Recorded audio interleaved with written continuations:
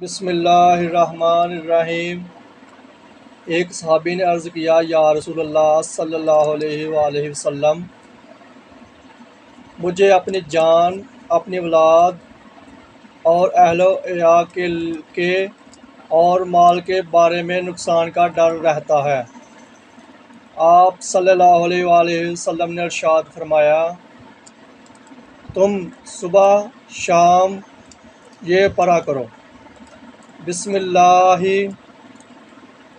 علی دینی و نفسی و والدی و اہلی و مالی۔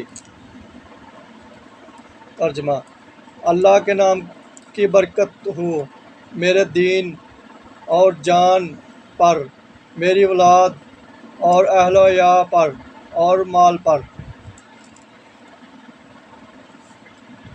چند دنوں کے بعد یہ شخص آیا تو آپ صلی اللہ علیہ وآلہ وسلم نے دریافت فرمایا کہ کیا حال ہے اب؟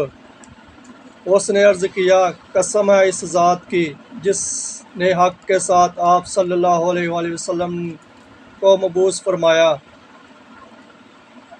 اب میرا مال سب ٹھیک ہے۔ آمین ثم آمین۔